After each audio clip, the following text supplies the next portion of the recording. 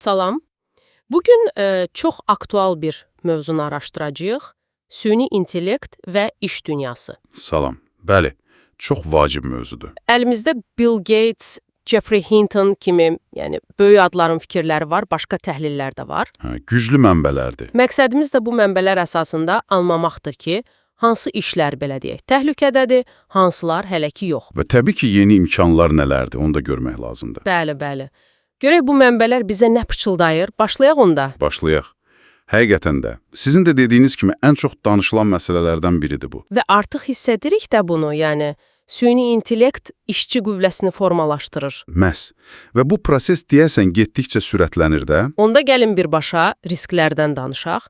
Mənbələrə baxanda hansı sahələr daha çox vurğulanır? Ən çox təbii ki, rutin işlər. Məsələn, məlumatların daxil edilməsi, çağrı mərkəzləri. Bunlar gözlənilən idi. Mühasibatlar, bəzi mexaniki tərəfləri, istehsalat xətləri, kassirlər. Bəli, amma maraqlıdır ki, bəzi mənbələr jurnalistika, dizayn kimi sahələrin də ilkin mərhələlərini qeyd edir. Bu maraqlıdır. Hinton'da məhz bunu deyir axı, yəni standart, proqnozlaşdırıla bilən zehni əmək, çağrı mərkəzləri kimi. Bunlar birbaşa hədəfdir. Tamamilə. Avtomatlaşdırma üçün ən asan hədəf bunlardır. Bəli. Baxın, sizin mənbələrdən birində çox diqqət çəkən bir rəqəm var idi. Bank işlərinin səhv etməyəmsə 54%. 54%. Ciddi rəqəmdir. Çox ciddi. Potensial olaraq süni intellektlə əvəzlənə bilər deyilir. Amma əlbəttə bunun üçün məxfilik, təhlükəsizlik məsələləri var. Onlar həll olunmalıdır. Təbii ki, o məsələlər var, amma potensialın özü, yəni 54% doğrudan da adamı düşündürür. Həqiqətən. Amma gəlin biraz da ümidverici tərəfə baxaq. Hər şey belə bədbin deyil, yəqin ki. Məsələn, Bill Gatesin adı çəkilən məqalədə Bəli, Gates daha optimistdir. Deyir ki, proqramçılar, bioloqlar, enerji mütəxəssisləri, bu kimi peşələr, yəni gələcəkdə də vacib olacaq. Bəs niyə? Gatesə görə bu sahələr dərin analitik düşüncə tələb edir. Yaradıcılıq, mürəkkəb problem həlli. Yəni maşının hələ ki bacarmadığı şeylər. Tam olaraq. Məsələn, proqramlaşdırmada süni intellekt kömək edə bilər kod yazmağa, amma kodu başa düşmək, səhvləri ayırd etmək. Məhz, yeni alqoritmlər fikirləşmək. Bunlar hələ də yüksək səviyyəli insan işidir. Mənbələrdə də bu vurğulanır. Maraqlıdır ki, Hinton başqa bir aspekti də qeyd edir. O deyir ki, santexnik kimi, yəni daha çox fiziki bacarıq tələb edən işlər. Və ya səhiyyə. Çünki orada tələbat həmişə var və insan faktoru çox önəmlidir. Deməli təkcə mürəkkəb zehni əmək deyil, həm də fiziki işlər və daimi insan tələbatı olan sahələr də hələ ki, necə deyim, qorunur. Bəli, belə demək olar. Təhlükəsiz zonada sayılır hələlik. Yaxşı, bu oldu qorunan və riskdə olanlar. Bəs süni intellekt özü yeni iş yerləri yaratmırmı? Yəqin ki, yaradır. Əlbəttə yaradır.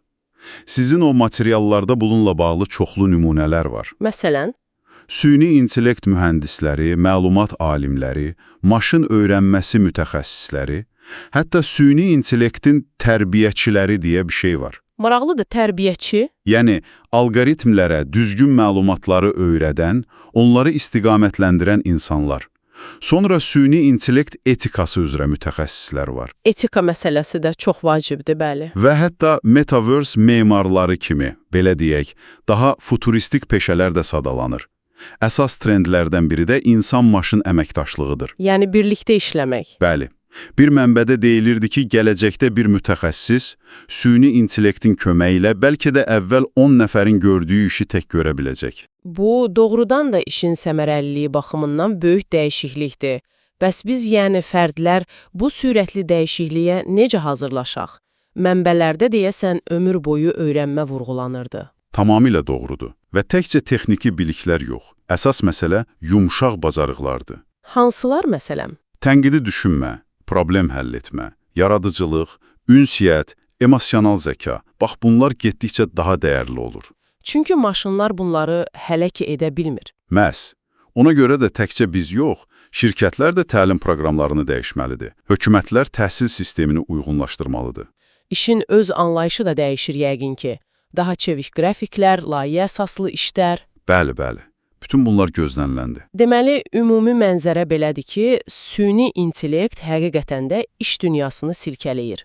Bəzi qapıları bağlayır. Amma yenilərini açır. Bəli, əsas məsələ isə bu dəyişikliyə hazır olmaqdır. Daim öyrənmək, uyğunlaşmaq. Texnologiya ilə rəqabət aparmaq əvəzinə onunla əməkdaşlıq etməyi bacarmaq. Ondan bir alət kimi istifadə etmək. Tamamilə razıyam. Və sonda dinləyicilərimiz üçün də bir düşüncə toxumu ataq. Buyurun.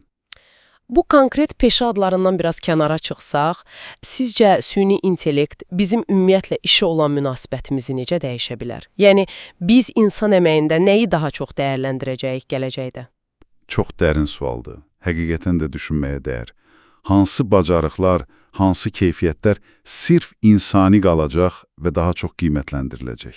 Bəli, bu barədə düşünmək olar.